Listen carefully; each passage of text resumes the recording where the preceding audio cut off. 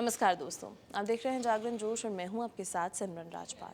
International monetary fund यानी कि IMF ने 9 मई 2025 को पाकिस्तान के लिए एक्सटेंडेड फंड फैसिलिटी के तहत लगभग $1 बिलियन की इमीडिएट डिसबर्समेंट अप्रूव कर दी है। दोस्तों, आज हम बात करेंगे इंटरनेशनल मॉनेटरी फंड यानी कि आईएमएफ के बारे में।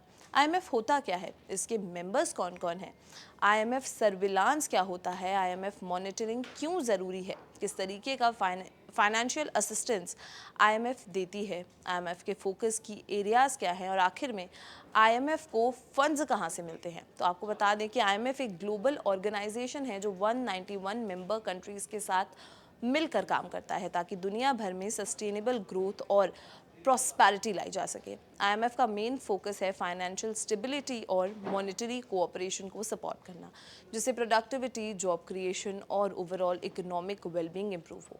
आईएमएफ डायरेक्टली अपने मेंबर कंट्रीज़ के इकोनॉमिक पॉलिसीज़ को मॉनिटर करता है, उनको पॉलिसी एडवाइस देता है और जब ज़रूरत होती है तब उन्हें फाइनेंशियल असिस्टेंस भी देता है।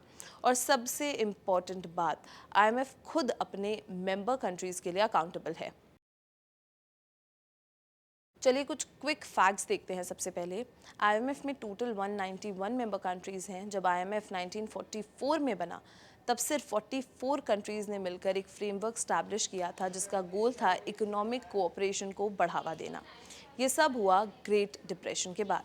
आज आईएमएफ के पास लगभग $1 ट्रिलियन तक लेंड करने की कैपेसिटी है। इमेजिन कीजिए, ये पैसा कंट्रीज़ को तब दिया जाता है जब उन्हें इकोनॉमिक क्राइसिस से फाइट करना पड़ता है।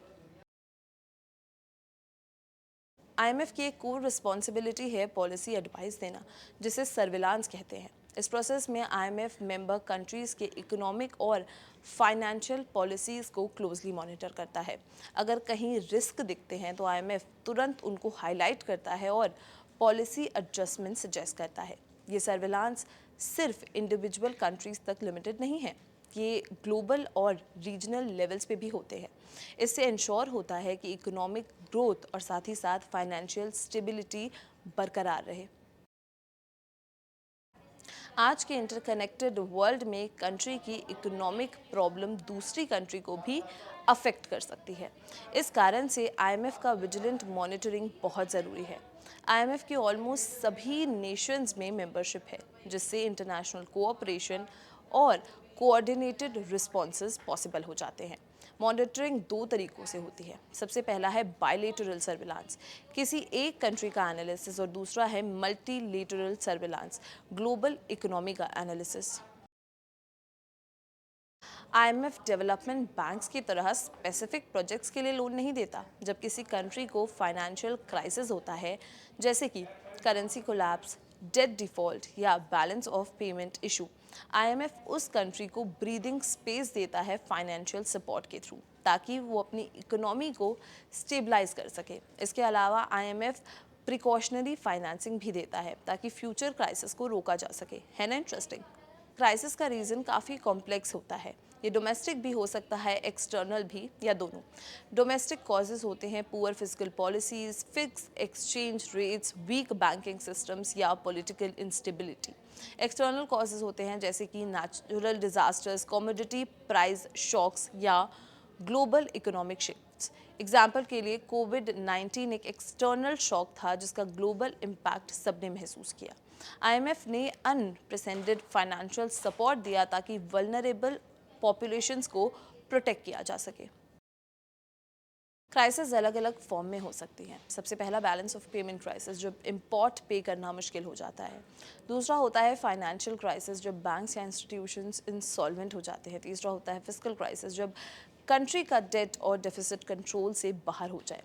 एक क्राइसिस दूसरे सेक्टर को भी अफेक्ट कर सकता है, जिसे हम कॉन्टेजियन कहते हैं। ये ग्रोथ को स्लो करता है, अनएम्प्लॉयमेंट बढ़ाता है और ओवरऑल इकोनॉमी को रिसेशन में डाल देता है।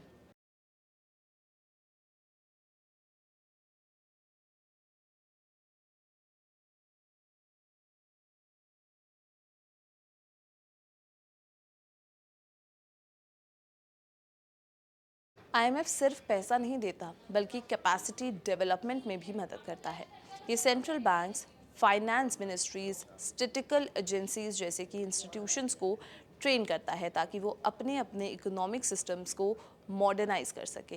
कैपेसिटी डेवलपमेंट से टैक्स कलेक्शन इम्प्रूव होती है, मॉनेटरी पॉलिसी बेटर होती है, लीगल सिस्टम्स स्ट्रेंथन होते हैं और साथ ही साथ गवर्नेंस इन्हांस होती है। आईएमएफ की सबसे ऊपर की गवर्निंग बॉडी है बोर्ड ऑफ गवर्नर्स। इसमें हर मेंबर कंट्री का एक रिप्रेजेंटेटिव होता है। डे टू डे काम करता है एग्जीक्यूटिव बोर्ड, जिसमें 25 मेंबर्स होते हैं। इस पूरी ऑर्गेनाइजेशन को लीड करते हैं मैनेजिंग डायरेक्टर और उनके 4 डिप्यूटी मैनेजिंग डायरेक्टर्स। आईएमएफ के पास 18 डिपार्टमेंट्स होते हैं जो कंट्री लेवल पॉलिसी रिलेटेड और साथ ही साथ टेक्निकल काम संभालते हैं। आईएमएफ कुछ मेजर ग्लोबल इश्यूज पर फोकस करता है, जैसे कि नंबर 1 ट्रेड ओपन और फेयर ट्रेड पॉलिसी, दूसरा फिस्कल पॉलिसी जैसे कि स्पेंडिंग और टैक्सेशन को मॉनिटर करना, तीसरा sovereign debt sustainability specially in low income countries.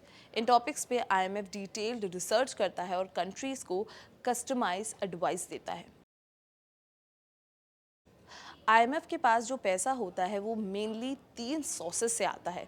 सबसे पहला है मेंबर कोटास। हर कंट्री का कंट्रीब्यूशन होता है बेस्ड ऑन उनकी इकोनॉमी की जो साइज होती है। दूसरा है new agreements to borrow, NAB, ये एक बैकअप होता है कोटास के लिए। तीसरा होता है बायलेटरल बोरोइंग अग्रीमेंट्स यानी BBS, country to country lending agreements. आज के टाइम में आईएमएफ के पास टोटल एसडीआर 982 बिलियन रिसोर्सेज हैं, जिनमें से एसडीआर 695 बिलियन लेंडिंग के लिए अवेलेबल हैं।